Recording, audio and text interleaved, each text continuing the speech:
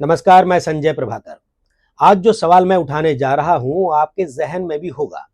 देखिए, सिर्फ एक प्राइवेट कंपनी इंडिगो पर नहीं, सीधे सरकार, डीजीसीए और पूरे एविएशन सिस्टम पर है सवाल।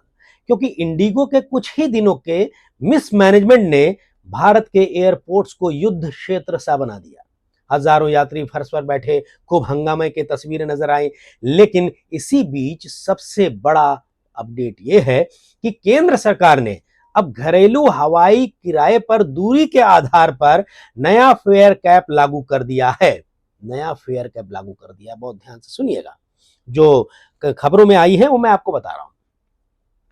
500 किलोमीटर तक का किराया ज्यादा से ज्यादा 7,500 यानी अधिकतम 7,500 रुपये। 500 से 1,000 किलोमीटर तक की यात्रा के लिए अधिकतम 12,000 रुपये। 1,000 से 1,500 किलोमीटर तक का किराया जो है अधिकतम 15,000 रुपये। और 1,500 से ऊपर की उड़ानों पर 18,000 रुपये तक की सीमा तय कर दी है सरकार ने। यानी अब टिकट की कीमत फ्लाइट डिस्टेंस तय करेगी। साथ ही सरकार ने साफ आदेश दिया है कि जिन यात्रियों की उड़ानें रद्द हुई हैं, इंडिगो उन सब के रिफंड 7 दिसंबर 2025 रविवार रात 8 बजे तक पूरा कर देगी रिफंड। देखिए, किसी भी यात्री से रीशेड्यूलिंग का एक भी रुपया नहीं लिया जाएगा, यह भी आदेश दिया है सरकार ने। और जिन यात्रियों का बैगेज यानी सामान अलग उड़ान में चला गया हो या मिस हैंडल हुआ है, उसे 48 घंटे के भीतर भीतर उनकी दहलीज पर पहुंचाना इंडिगो की नैतिक और कानूनी जिम्मेदारी होगी। यह सरकार का निर्देश है। लेकिन यहां सबसे बड़ा सवाल यह उठ रहा है, क्या यह कदम यात्रियों को बचाने के लिए, यात्रियों के हित के लिए उठाया गया है, या क्राइसिस की आड़ में एयरलाइंस को फायदा दिलाने का कोई की जो है सोची समझी मिली भगत है? सवाल तो उठ रहे हैं। देखिए, इस शक की वजह भी साफ है। देश की सबसे बड़ी एयरलाइंस का नेटवर्क ढह गया, हजारों उड़ानें रद्द हुई और तभी अचानक सरकार ने किराए की नई ऊपरी सीमा लागू की है। और सवाल यही है, क्या यह राहत है या फिर बोझ है नया? खैर, देखिए, अब जरा क्राइसिस पर लौटते हैं। जो हुआ क्राइसिस, इंडिगो का मेल्टडाउन 5 दिन से जारी है।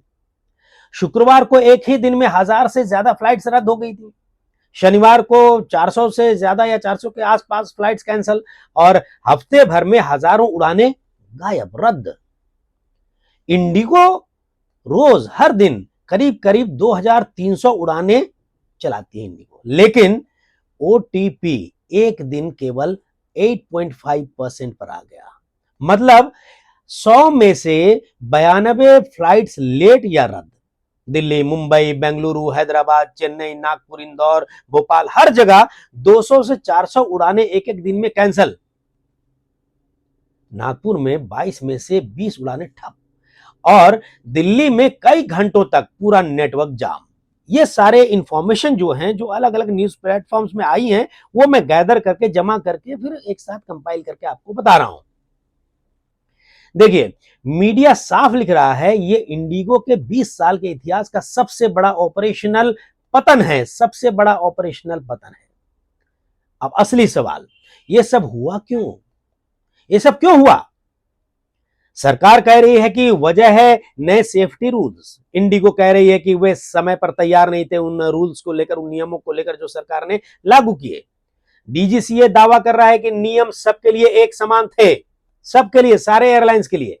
पर सच्चाई यह है कि 1 नवंबर से लागू हुए नए एफडीटीएल नियमों, वीकली रेस्ट जो 36 घंटे से बढ़ाकर 48 घंटे कर दिया गया, नाइट ड्यूटी और लगातार नाइट लैंडिंग पर पाबंदियां, इन सभी ने इंडिगो के लीन स्टाफिंग मॉडल को सीधे हवा में उड़ा दिया, सीधे।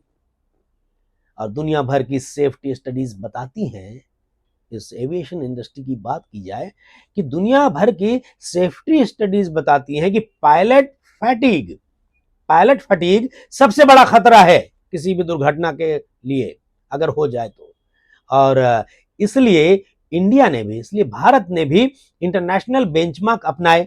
लेकिन देखिए, इंडिगो जो डोमेस्टिक मार्केट का 60 से 65% यानी कि 60 से 65% हिस्सा अकेले संभालता है, सबसे ज्यादा नाइट फ्लाइट्स चलाता है और सालों से बहुत कम क्रू, बहुत कम पायलट्स और टाइट शेड्यूलिंग पर चल रहा था, बहुत ही कम स्टाफ में चला रहा था। अचानक इस नए नियम के बोझ तले, जो सरकार ने नियम लागू किए 1 नवंबर से लागू हो गया, इसके बोझ तले ढह गया। कम स्टाफ, बहुत कम स्टाफ में काम चला रहा था और नवंबर में ही चेतावनी दी गई थी, ओटीपी गिर रहा था, कैंसिलेशंस बढ़ रही थी, लेकिन क्राइसिस को बहुत ही लाइटली लिया ऐसा लग रहा है इंडिगो ने। और दिसंबर के पहले हफ्ते में पूरा नेटवर्क डोमिनो की तरह गिर गया। एक दिन 400 से ज्यादा, दूसरे दिन 500 से ज्यादा, फिर 1000 से ज्यादा कैंसिलेशंस, इन्हें रद्द हो गई फ्लाइट्स। हजारों यात्री फंसे अलग अलग एयरपोर्ट्स में देश भर में। किसी की शादी रुक गई तो किसी के डेस्टिनेशन वेडिंग 16 से 20 लाख के नुकसान पर टल गई और किसी की मेडिकल इमरजेंसी तो मिस हो ही गई और बहुत सारी दुर्घटनाएं हुई होंगी जो हमें पता नहीं है। और यहां तक कि सिंगापुर के हाई कमिश्नर भी अपने स्टाफ की शादी में नहीं पहुंच पाए, ऐसी खबर आई है। यह हंसने की बात नहीं है, बहुत गंभीर मामला है क्योंकि फ्लाइट रद्द हो गई थी। देखिए, यह सिर्फ ऑपरेशनल ग्लिच नहीं है, यह सिर्फ ऑपरेशनल ग्लिच नहीं कहा जा सकता है, यह नेशनल लेवल मेल्टडाउन था, यह कहा जाना चाहिए। आपको क्या लगता है कमेंट बॉक्स में जरूर लिखिएगा। और देखिए, फिर आया सबसे बड़ा विवाद। जैसे जैसे क्योस बढ़ा हर जगह एयरपोर्ट्स पर, सोशल मीडिया और एक्सपर्ट ने कहना शुरू किया कि इंडिगो डीजीसीए पर दबाव बना रही है। गौर कीजिएगा, खबरें ये भी आई, इस पर चर्चा भी हुआ अलग अलग न्यूज चैनलों में भी कि इंडिगो डीजीसीए पर दबाव बना रही है। रूल्स इतने कठोर रखोगे, इतने स्ट्रिक्ट रखोगे तो नेटवर्क कोलैप्स कर देंगे हम। शायद इंडिगो का यही प्लान था। और सच कहा जाए तो डीजीसीए ने 2 दिनों में बड़े यूटर्न मार लिए, बहुत बड़े यूटर्न मार लिए। क्या ये यात्रियों के सेफ्टी के लिए समझौता हो गया? डीजीसीए ने समझौता कर लिया। और देखिए, 2 बड़े यूटर्न क्या? पहला ये कि पायलट की कंटिन्यूअस ड्यूटी 12 से बढ़ाकर 14 घंटे कर दी गई, 14 घंटे। दूसरा, सबसे इंपॉर्टेंट, 11 महीने पुराना वो आदेश वापस ले लिया जिसमें लिखा गया था कि लीव को, छुट्टी को वीकली रेस्ट के बदले इस्तेमाल नहीं किया जा सकता। यानी वीकली रेस्ट जो है, वीकली मैंडेटरी रेस्ट जो जरूरी है, वीक में 1 दिन छुट्टी देना, उसका नियम हटा दिया सरकार ने। और इससे इंडिगो को सीधी राहत मिली है। सोचिए, यानी कि इंडिगो बहुत ही और भी कम स्टाफ में अपना मैनेजमेंट कर सकता है। और सीधा दबाव किस पर आएगा? पायलट्स पे आएंगे, दूसरे स्टाफ पर आएंगे। और खतरा किस पर बढ़ेगा? यात्रियों पर, यानी कि दुर्घटना का अंदेशा। और देखिए, अजीब बात क्या है, बाकी एयरलाइंस इसके अलावा जैसे एयर इंडिया, अकाशा, विस्तारा इतनी बुरी तरह प्रभावित नहीं नजर आई, उनकी उड़ानें चल रही थी। तो सवाल और गहरा हो गया। डीजीसीए ने सेफ्टी को एयरलाइन कन्वीनियंस के मुताबिक बेंड किया, मोड़ दिया या नहीं मोड़ा? सोचिए, झुक गई या नहीं? सरकार झुकती नजर आ रही है इंडिगो के सामने। उधर एविएशन मिनिस्ट्री ने भी पायलटों को डेप्यूटेशन और रिफ्रेशर से तत्काल वापस बुलाने की छूट दे दी है ताकि ऑपरेशंस नॉर्मलाइज हो सके और 10 से 15 दिसंबर के बीच उड़ानें जो हैं पटरी पर लौटाएं, ढर्रे पर लौटाएं। और दूसरी तरफ पायलट यूनियन भड़क चुकी है इस मामले को देखकर। सरकार ने जो यू टर्न मारा है, जो नया फैसला एक बार फिर से सुना दिया है, उनका कहना है, पायलट्स का कहना है कि 1 साल की फटीग स्टडी के बाद ये रूल्स बने थे, सरकार ने बनाए थे और लागू किए थे। और बड़े ऑपरेटर के दबाव में, बड़ा कौन? जिसका इस मार्केट में 60 से 65% का हिस्सा है, इंडिगो।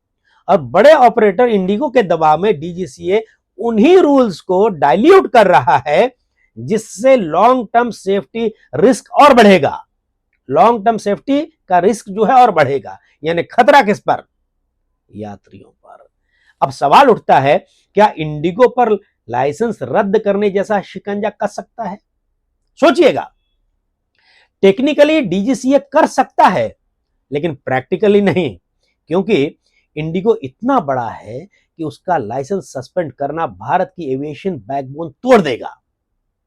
इसलिए ज्यादा संभावना यही है कि सरकार हेवी पेनल्टी देगी, लगाएगी हेवी पेनल्टी, और ऑपरेशंस कैप लगाएगी, टाइम बाउंड क्रू एक्सपेंशन का आदेश देगी और इंडिपेंडेंट सेफ्टी और फटीग ऑडिट कराएगी। लेकिन पैसेंजर्स को यह तभी लगेगा कि जस्टिस हुआ है जब स्टेप्स, जो भी स्टेप्स हैं, ट्रांसपेरेंट हो और एनफोर्सिएबल हो। ट्रांसपेरेंट मतलब जो हो रहा है, सरकार अगर कुछ ऐसा करती है और इंडिगो उसका पालन कर रहा है या नहीं, इसकी जानकारी आम पब्लिक जो है साफ समझ सके, देख सके, और ये जो भी स्टेप्स जो है ट्रांसपेरेंट होने चाहिए वो एनफोर्सिएबल हो, यानी कि ये कड़ाई से लागू हो। और देखिए आखिर में सबसे जरूरी सवाल क्या आता है हमारे सामने, आपके भी जहन में शायद आता हो, क्या सरकार का डिस्टेंस फेयर कैप और सडन टैरिफ कंट्रोल वाकई यात्रियों की सुरक्षा और जेब की रक्षा के लिए है, या फिर ये कदम एयरलाइंस को कमर्शियल स्टेबिलिटी देने की इनविजिबल शील्ड है, यानी कि सरकार उसको कहीं ना कहीं मिली भगत में मदद पहुंचा रही है, कवच दे रही है। क्योंकि सच यही है, देखिए ये शक की बात है, संदेह तो होना ही है। देखिए पहले जहां 4 से 6 हजार में टिकट मिल जाती थी, अब जो है बेस फेयर ही शायद हो सकता है कि बढ़ जाए, और इसे राहत कहें या नया बोझ कहें। और सबसे बड़ी बात, जहाज मतलब फ्लाइट फ्यूल से चलता है लेकिन उड़ता भरोसे पर है। फ्यूल से चढ़ता चलता भले है, उड़ता है, लेकिन भरोसा जब टूटता है उसकी मरम्मत किसी डिस्काउंट कोड से नहीं होती। यानी कि अगर पायलट जो है अगर थके होंगे, जितने सरकार ने नियम लागू किए थे 12 घंटे की ड्यूटी और उसको 14 घंटा फिर कर दिया गया, और जो है वीक ऑफ जो है छुट्टी हफ्ते में 1 दिन का, उसमें भी छूट दे दी, तो इससे पायलट जो है उस पर असर पड़ेगा। तो इसके लिए चाहिए सख्त नियम, मजबूत ओवरसाइट, और ये जो मैसेज जो है वो बिल्कुल साफ है कि भारत का आसमान किसी कंपनी की सुविधा पर नहीं, पैसेंजर्स की सुरक्षा पर चलना चाहिए। अब इस पर सरकार को विचार करना चाहिए कि एक बड़ी कंपनी, एक प्राइवेट कंपनी जिसका इस मार्केट में 60 से 65% की हिस्सेदारी है, वो सरकार को, वो भी मोदी सरकार को, प्रधानमंत्री नरेंद्र मोदी, जो कि अपने सख्त जो है व्यवहार उसके लिए जाने जाते हैं और सख्त फैसले के लिए जाने जाते हैं लेने के लिए, लेकिन यहां पर इस मामले में मोदी सरकार जो है झुकती नजर आई। नमस्कार, आप कमेंट जरूर लिखिएगा इस वीडियो को देखने के बाद कमेंट बॉक्स में।